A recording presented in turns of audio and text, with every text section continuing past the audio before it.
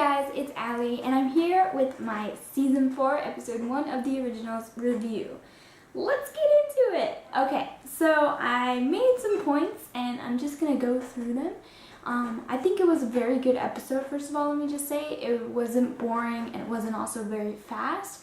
So, normally Episode 1s of seasons or premieres are quite quick and fast and jabbing at you so that, it gets your attention. But this was really well thought out and also really stable. It had the range of emotions. And in my opinion, the Walking Dead writers could learn from this statistic or this strategy, because recently the episodes have been a little bit, fast and then quiet, which I'm not a big fan of, but we'll talk about that later in my season recap of The Walking Dead. So let's get to the originals. First of all, let's talk about the time jump, because it did have a 5-year time jump if you watched the episode. And by the way, spoilers, if you haven't watched it, this is a review, so I'm talking about things that happened in the episode. So yeah, time jump. If time jump of 5 years, I'm normally not a fan of time jumps because it seems like lazy writing, but this seemed to work quite well, so I was okay with it. And then the second point is a storm is coming. So that's something Vincent mentions in the beginning, like his monologue thing. He mentions a storm is coming. And not only is that foreshadowing of something that happens with Klaus later on, and also the other members of the original family, but another thing at the end of the episode, which we'll talk about later. And just a cool note, as Marcel is going in to talk to Klaus, he's going into the French Quarter home of the Michelsons. There's a sign that says condemned, like on the gate as he's walking in. And I just thought that was really cool, just a cool side thing of like, not only has his house been condemned, but Klaus has been condemned to live here, like in agony.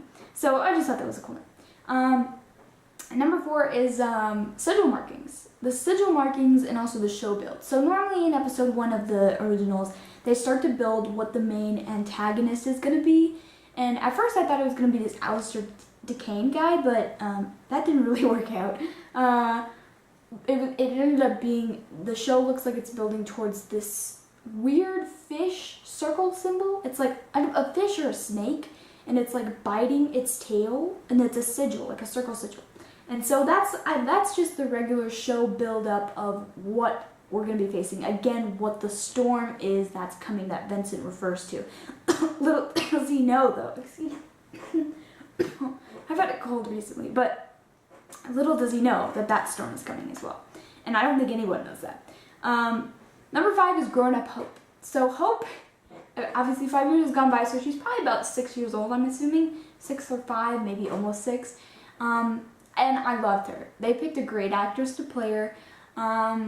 Normally, like I said, I'm not a fan of time jumps, so like, it just ages up everybody. Ages up little ones. And she did a good job. The actress that was in it, she wasn't in it for probably not even 5 minutes, but she did a very good job. A second thing is a fallen house. Not a second thing, a sixth thing. But as Marcel is walking in to talk to Klaus, he sees like the Michelson symbol or the sigil or whatever for their house, Game of Thrones style. And the way he looks at it, it's just like, wow, it's a moving moment. It's like, this house is truly fallen. And then let's get on to the conversation between Marcel and Klaus, which was a great conversation. Whoever wrote this episode did a very good job. I'm not sure if they stick with the same writers for every episode for each season or whatever, but it was brilliant. It was brilliant. And just the way you can see Klaus's manipulation, which we'll get to soon, but Klaus just manipulating Marcel, and Marcel actually starting to manipulate Klaus as well. Okay, next thing is Haley's mission. So her mission is to bring back the originals, at least the ones that she has. She doesn't have Klaus, but she has the other ones.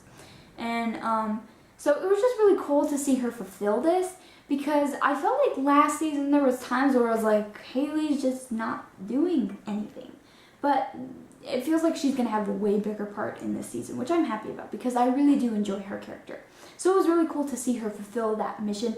And yeah, and so it was really awesome. Okay, so let's get on to the next point, which is Marcel's prize fighter. Okay, so Klaus technically became Marcel's prize fighter in this episode, fighting off Alistair Kane and some other vampires.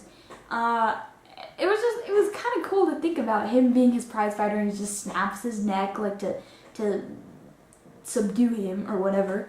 And he's just gonna use him for, you know, that. It was just a cool toy puppet thing, you know. Next thing is Elijah's on-screen return, which was handled fabulously. Fabulously. I mean, flawlessly, too. I was watching it with my friend. I watched the episode 2 times. Once to obviously watch it, and then the second time was to just get the notes and get the feel of the episode again so I can make this review. But when I was watching with my friend, we were just going crazy when Elijah came back on screen. Just screamed out loud, basically. So that was a great thing. And like I said, this episode had the range of emotions. It made you feel really great, made you feel a little bit sad, and also made you feel like, yeah, I don't know what that emotion is. But yeah, it was a great episode. And the 11th point I want to make is Klaus's manipulation, which I referred to a little bit before. This was just great. You could see as Klaus is the manipulator, for real. And he was just manipulating Marcel, kind of telling him a lie about Alistair Kane in the beginning. And I love Klaus. I'm so happy for his return. And then Marcel's retaliation to that manipulation. That rhymed for whatever reason. Yeah, that rhymed. Okay, but he retaliates by putting the sword thingy back into Klaus to make him suffer again. So, you know, he's like, I still got control of the situation, buddy. But not for long, because Haley and Elijah and the rest of the original family are coming for you, Marcel. Okay, they're coming for you, Klaus, which I cannot wait for that. Looks like from the shot that we got at the end of the episode of like what's coming next, so it looks like we're gonna get right to that, which is good. We're not gonna slow down. We're just gonna get to that stuff, which is what I always love about the originals. You know, never a boring episode. And my last point is what's coming.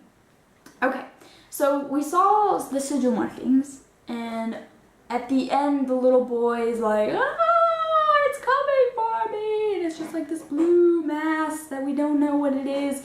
So they're being really, you know, cryptic about what it is, and then we see Hope's dreams about it, which is really interesting. Like, can she have visions? Like, there's a lot of plot lines that they could go down with this Hope thing of like, can she, I mean, I remember seeing the ad for the season, and it's Hope standing like in a circle of dead ravens, and so, I mean, maybe she has these visions or something. We know she's very powerful. We don't know what all that power means. As Haley says in the episode, she doesn't know what all this power is that Hope has, and that's why she needs to have her family back, to help her understand her power. But they might not even be able to understand it because she's so different that who knows? She's going to need like a fragment of different people who can help her with the different parts of her power. And so that was just really cool to see that she's having this dream of the foreshadowing of what's coming. And we don't really know what it is. It's this weird fish symbol thing and a blue mass. So I guess we'll try and figure it out in the next episode. I'm assuming they're going to get to it as soon as Klaus is dealt with. So yeah, I felt like it was a really great episode. I'd probably give it an A, if not an A+. I don't think it's perfect, but I'd definitely give it an A. Yeah, it was just really great. Thanks for watching, guys. If you enjoyed this video, please like and subscribe to my channel below. Also, make sure to hit the little notification button and go check out my other channel if you like gaming. And also, yeah, just come back next week. I'll have a new episode up. And I also plan to be doing new Walking Dead stuff soon. And we can be talking about The Walking Dead. Okay, catch you guys next time. Bye!